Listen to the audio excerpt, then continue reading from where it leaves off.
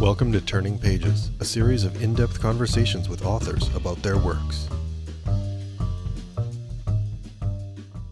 All right, well, McCurdle's Arm is the latest book from Andrew Forbes. It tells the story of an aging ball player. Andrew joins me on the show to discuss it. Welcome. Thank you very much. So I want to start in the acknowledgments. You talk about Norm Nematala endorsing the project and seeing it through to completion. What role did he play in this book? He took an enormous leap of faith in something that I wrote very quickly. And so, for context, I was already under contract for a novel, which is called The Diapause and comes out this fall from Invisible. I signed that contract with Norm. We were working together already. Between rounds of edits on that book and another book I'm working on, which is a nonfiction book about baseball, another volume of nonfiction writing. Yeah. I thought that I would take a week and just kind of unpen the horses and just let it go, and wake up with a blank page and see what came out. And what came out was something that kind of had a momentum I couldn't control. And so I spent 3 weeks writing this thing, and it felt to me finished. It felt like, you write long enough and you get a sense for when you've completed something that's still going to need more work. This felt like an Athenian birth. Like it felt pretty much complete.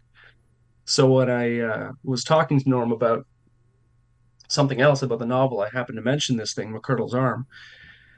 And I had this feeling in me that it needed to get out quickly, possibly even before the novel. And Norm didn't say no right away, to his credit, and agreed to read it and got back to me very quickly and said, "I think we can do this, and I think we can do it very quickly." So it was a big leap of faith. And Norm has been wonderful to work with, but it was a lot for me to expect him to jump on this, and he did, and I am enormously grateful to him for that. So when you have an idea like that and you're already, working on a novel that he's expecting, how hesitant are you to even mention this? In the case of this project, it was something that I only worked on because I'd handed off my contribution, my sort of latest round of edits back to my editor, and he was going to need a few weeks to go over those anyway. So it wasn't like I was telling the teacher that I hadn't done my homework. It was, if anything, it was the other project, the nonfiction book that I've got lined up with another publisher that I needed to be working on and was kind of stealing time from. But that's all going to get done too. So nobody's feelings are hurt. You weren't waylaying the thing he was expecting in order to provide him something he didn't ask for. No, I'd finished my, I was up to date sort of thing, and handed it back to the editor and was waiting for the next round of the next wave of negotiations, so to speak. You mentioned that you're working on a nonfiction baseball book. Obviously, you have two already: The Utility of Boredom and The Only Way is the Steady Way. Does McCurdle's Arm spring from either of those in any way? Like, do you find that like any thought processes or research you've done for those books manifested in McCurdle's Arm? Yeah, absolutely. I've been doing a lot of reading for various parts of reading that I'd done for the previous books, but also for this upcoming project that involved a lot of reading about 19th century baseball, kind of pre-modern baseball. They talk of the modern era of baseball as having begun in 1901 when the American League declared itself a major league. So it was the opportunity to spill some of the extra stuff out onto the page, but also let myself make things up. That I love writing nonfiction. I love doing research. I always say that research is a really great way to forestall actually having to write. But you end up with stuff in your head that maybe you don't actually end up using.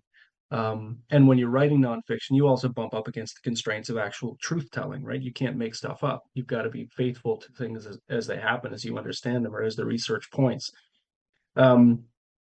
So in doing something that I'd resisted for a long time, which is writing sports fiction, because it's been my opinion that when it goes wrong, it goes very, very wrong. But in giving myself permission to do it, I was able to disgorge a whole bunch of stuff, and where my knowledge or my awareness of how things actually happen ended, I could just make stuff up, which was quite freeing.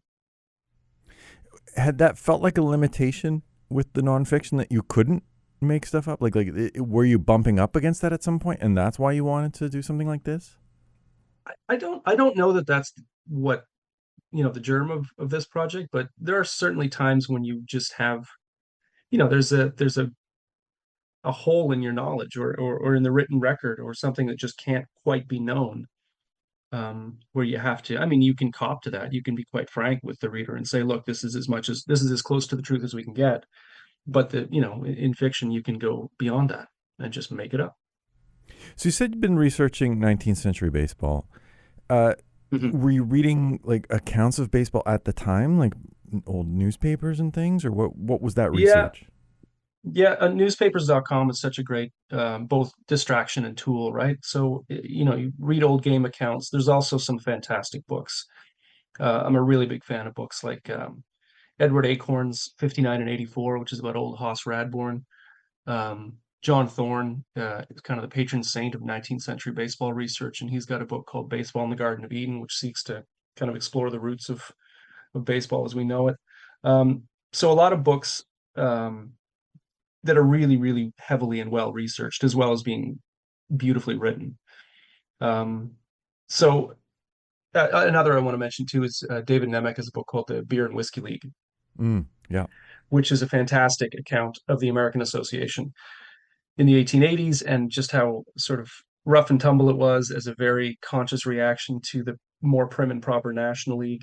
So a lot of that character went into this book, into McCurdle's Arm, in making up a completely whole cloth, inventing a league, sort of semi-professional factory town league in southern Ontario in the 1890s.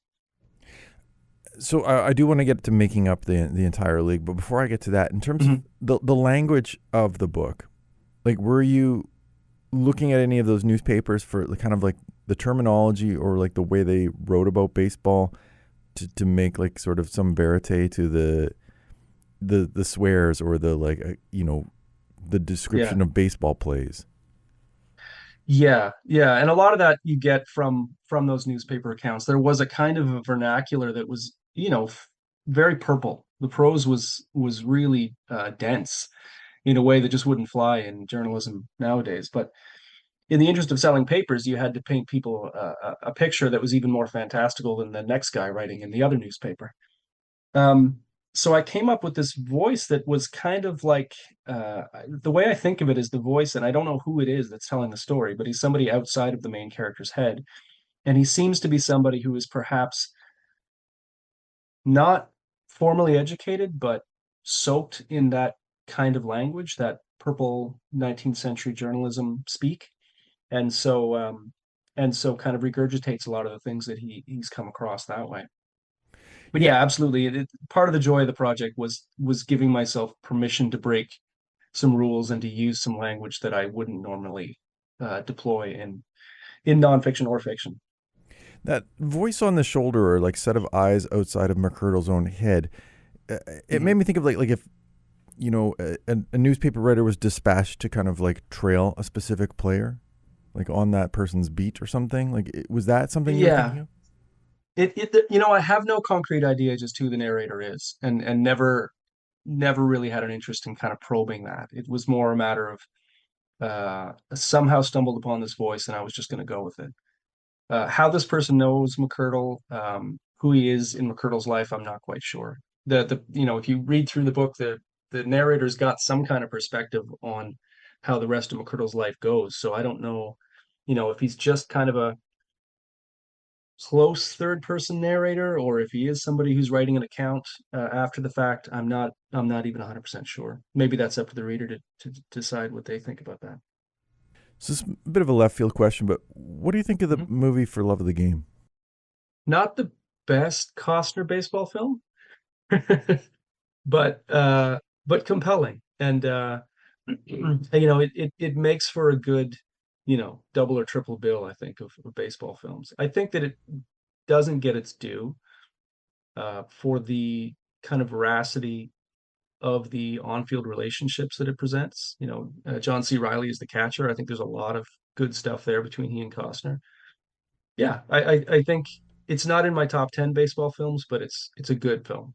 The reason I ask is because reading McCurdle's Arm made me think of For the Love of the Game for the baseball part of it and the like, Okay. really kind of the one last kick at the cat, Sure. right? Sure. Yeah, I can see that. I can see that. Yeah. And whether there was any thought to kind of like contemporary baseball, it's not necessarily a sweeping thing. It's an interior portrayal, right? Like when you think of Moneyball Yeah. or something, right? Like it's very much like Billy Bean sweating in the workout room and refusing to watch the game, or inside Yeah. Costner's head as he pitches what is his final game, right? Like that. That's right. There's something to it. Like is this an attempt to make like a modern baseball book told in a pre-modern era? That's an interesting question. I think the more I think about baseball, as I age, the more it seems clear to me that part of its appeal is the way that it both allows us access to the people we were when we were 10 years old and gives us an opportunity to kind of wrestle with the way that time, chews us up. And you're right to say that that film is very much about somebody confronting the end of his run. Um, it wasn't consciously in my head, but when I sat down to write the story about McCurdle, it seemed to me from the jump that this was somebody who was reckoning with what time does to the human body and what he was gonna make of that and who he would be after the fact. So McCurdle himself, you mentioned, creating a league whole cloth. Did McCurdle come first, or the league, and then you figured out who the players were? McCurdle came first, and the voice used to tell us about what McCurdle's going through. That opening scene was the first thing I wrote.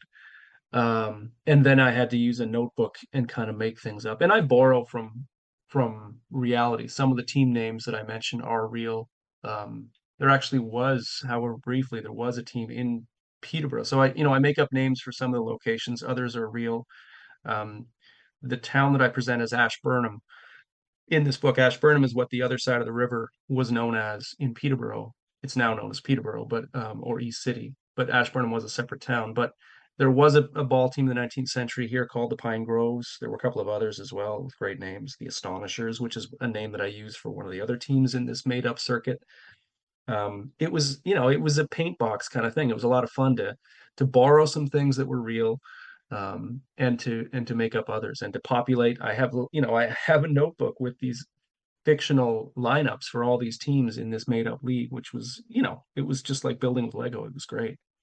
Yeah, I was going to ask you because in a few, brief, like a single paragraph, let's say you introduce like a pitcher like Big Bill Chesley, and you seem to kind of describe Mhm. his, not just his pitching style, but like who he is as a person and a player, and how much you thought about that before putting pen to paper. Um, Quite a bit, or it would be, if a matter of recognizing that I needed a character here and then making up a name and then going in later and kind of making up a backstory. One of the thrills of writing fiction is the whole iceberg theory thing. I love coming up with the stuff that in large part the reader will never see. But I do think it's the author's job to know these things and to be able to speak with authority on them to give the reader the sense that you know what the hell you're talking about. So yeah, making up, you know, personalities and team names and locations, and some of these ballparks are completely fictional. It was just a lot of fun. You mentioned the iceberg thing. Is there a point at which like a true iceberg you could run aground? Uh, that's a good question. I know I've written things where I didn't know enough about the iceberg, and that's become a problem. And I've gone back, a collection of short stories where one reader was concerned there wasn't enough differentiation between characters. So my editor and I went in and pulled every character out and investigated who they were and how um, their actions or their words reflected their experiences. Um, and in that case, I learned that it's possible to gesture toward a life lived in very small ways that are nonetheless important and make the experience believable for the reader. I think it's probably possible when you try to expose too much of the iceberg. I really do think that it is a matter of suggesting and not going overboard with too much information. And that's the same problem with research when it comes to historical or nonfiction or historical fiction. Trying to display too much of your knowledge can be a real drag on the prose. So it is a delicate balance for sure. Yeah, the research thing, I did wonder whether, like you reach a point at which like there's a law of diminishing returns. Yeah, I think that that's true. I think that you kind of have to use different muscles. I do a fair bit of historical research for nonfiction stuff, both for the books that I'm writing as well as for stuff for the Society for American Baseball Research, which is just a matter of getting all the facts down on paper. So that can't be the same as something I write in a kind of a personal, essay mode for one of the books, and even the historical fiction's got to be something else entirely. But you do run the risk of overwhelming a reader with too much information, unless what they've come to the piece of writing for is to glean all that information, which would be the case with a, Saber historical research project. Right. Did some of that Saber research inform like the way that you talked about the league, or like the construction of the league, like thinking about who the owners would be and things like that? Yeah, 100%. Yeah, a lot of these things are adaptations of things that were real, things that I didn't necessarily have to research while writing this, but have come across in the past. The kind of the character of somebody who would have owned a baseball team, or a factory that employed a baseball team back then, or these almost mythical stories about how certain players met their demise. A lot of these are based on real stories. So, yeah, a lot of the stuff I've done come across as a member of Saber definitely informed the writing of McCurdle's.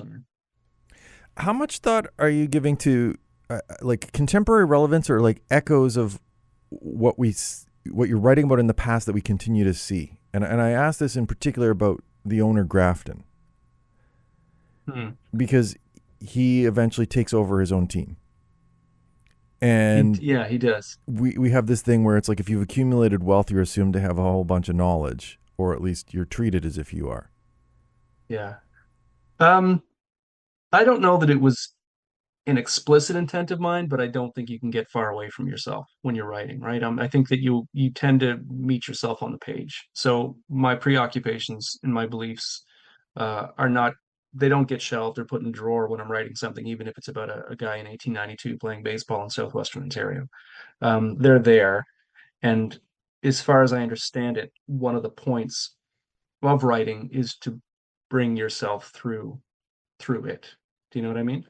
So I didn't set out with an agenda while writing it, but I certainly do allow for, my beliefs and my thought patterns to emerge through the stuff that I'm writing, even if it is historical fiction.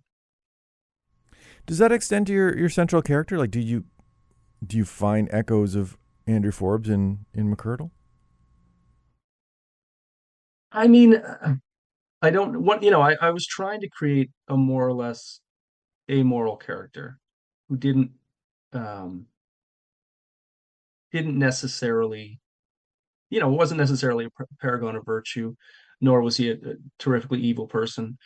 Um, there are certainly, I think, toward the end of the book, he comes to a few realizations that I think, probably come from somewhere in my own psyche.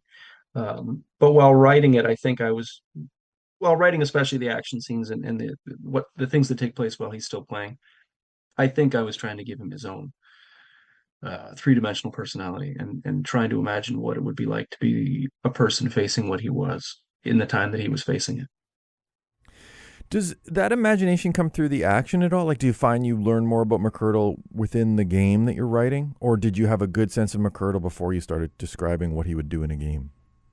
No, I mean, action reveals character, and I think that one of the best ways to get to know a character as you're writing it is to put them in circumstances that require reactions, rather extreme circumstances, to see what they'll do.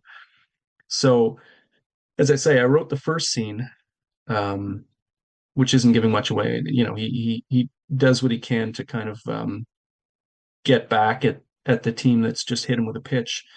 Uh, but I don't think in the time that he's playing that would have been too far outside the bounds of what was considered normal in the game that he was playing, where he was playing it. Um, yeah, I certainly didn't have a complete character sketch of him when I set out writing. It really was just a matter of jumping on the horse's back and seeing where it took me, which was part of the thrill of writing it. So in a sense, like, is it kind of like creating a lineup card and then the game itself gets played and who the player is reveals himself within the field of play?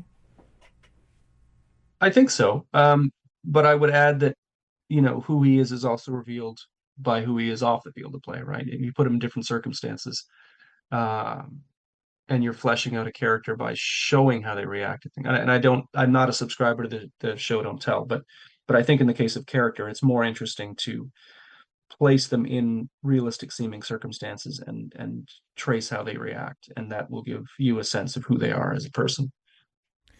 McCurdle's Arm's a brief book. Was that like intentional based on kind of the opportunity you had to write it, or like was it just the story that you wanted to tell could be told in this amount of space? It was 100% intentional. I love novellas. I love short books like The Shawl by Cynthia Ozick, Train Dreams by Dennis Johnson. I wanted to write something brief and hard and kind of complete in a very small package. And I set out to do it with a different project that ended up being the novel that's coming out in the fall. So I had the first piece of that and felt like, oh, that's pretty good. I like it, and showed it to my editor, Brian Abias, and editor who's very good at recognizing what a project is really about, even if you, the writer, don't really understand it. And he said, "This is good. Now finish it." And he kind of pushed it out, and it became, a conventional novel length project. And he was right to do it, and it absolutely benefited the material. But I still had in my head, I really want something small. I want something around 100 pages, something that is a brief read but doesn't feel uh, incomplete or light. So it was very intentional. I wanted to add to that canon of books, and I'm not for the sake of comparison, but I will point out that its word count is very, very close to like The Old Man and the Sea. So that was kind of the what I was aiming for. And it just so happened that as I sat down to write it, the story came through complete in that number of words. So I was very happy about that. You like stories of that size. In terms of writing stories of that size, does it make it easier than a novel or harder? Like what kind of level of complexity does it present? Um, I've published two books of short stories, and I love short stories, a form that I frankly can't wait to get back to. I've just put all these other things in the way for myself. Um, and stories I consider they're not just short novels, they're completely different. I always think of short stories as having something more in common with a poem than with a novel. The kind of uh, how integral every sentence is in every paragraph, how little room there is for any kind of self-congratulatory exposition. They're very, very tight, complete little boxes, and I love them for that. Novels are a different thing. They need to be on topic, so to speak, but they can be a little shaggier. Um, a novella, what I've learned in failing to write the first one, in a sense, and then writing this one, is that it's not just an in between. Um, it's a really different. Uh, it demands that you treat certain things with brevity and other things with great depth in a way that you don't need to consider with a novel, for example. Um, it's I don't think I having now published one, I don't feel as though I know everything about them. I'd like to try again and try and write another one. Um, but they're very intriguing and I want to say neglected form. The Part of the that, I think, is that I think publishers it may not know what to do with them, and that's fair, and readers too, because it is, if you look at the size of a book, you may feel like, oh, this other one is very close in price, and I'm getting 150 more pages. I should buy that one or something. But I think that they offer some unique pleasures that aren't to be overlooked. You mentioned you can kind of like the pace. Sometimes you hurry up and sometimes you slow down. Mm. How did you determine like which periods of the season merited that? Like which games merited, a brief illusion, and which ones, needed the entirety of the action? Yeah. I think some of that goes back to your earlier question about how to reveal character, McCurdle's character specifically, and that's that I needed certain circumstances, certain events to happen to kind of um, cast a light on all sides of him. Um, and I also knew that there were just some scenes that I really wanted to write, like the big brawl scene, and the scene that comes immediately afterward, where the men are kind of comforting themselves physically. Um, yeah, I mean, I feel like there might have been one or two other, you know, scenes that I wrote that were slowed down, um, that ultimately I didn't include in the draft that I showed anyone else, because I understood that they were extraneous or repetitive in a way. So there was some trial and error. I think I wrote it might have been about 6 or 8 thousand words more than what ended up being in the book. So some trial and error, but for the most part, it was a feel thing. It was, does this need to be here? Um, can I interest the reader by slowing down here and giving a lot more detail? And it's ultimately up to the reader to determine if I got that right. But that was my feeling. I want to circle back to where I began in the acknowledgments. You thank spiders. Maybe you can Yeah. tell folks why you thank spiders in the acknowledgments. We at the cabin that we have about 35 minutes north of Peterborough, where I live in Ontario. We a number of years ago had some extra building material, so we built a treehouse for my kids. I have 3 kids, my wife and I. It's about, I don't know, 8 feet off the ground, and it's in its first iteration. It had a rope ladder that I thought was really cool that I made, but nobody could actually use it. So now it's got a bit of a more conventional staircase. Um, and it's got one window that's got a nice view of the lake and everything. At some point in time, my kids playing in there, somebody saw an enormous spider, which basically made it off limits for my kids from now till the end of time. They won't even look at it. And I mean, my daughter's about to turn 18 and she doesn't go in it anymore, and her younger brothers are not interested in it. So it was just sitting there, and we spent quite a bit of time up there over the summer. And at one point, my wife said, "Let's turn it into a writing shed for you," which I think meant so you won't be waking us up in the morning by staying in here where we're sleeping. Um, so we did, and put a little desk in there, and made it a little bit more bug proof, maybe. Uh, and that's where a good chunk of this book was written, with a little window, little porthole sized window looking out onto the lake through the trees, and one desk and one lamp, and my laptop. And it was a nice little sort of isolation chamber where I could go back each morning into this world that I'd begun to create, and keep pushing it forward. Well, the book is McCurdle's Arm, out through Invisible Publishing. Andrew Forbes, thank you very much for taking some time to talk about it, and congratulations on its release. Thank you very much. It's been my great pleasure.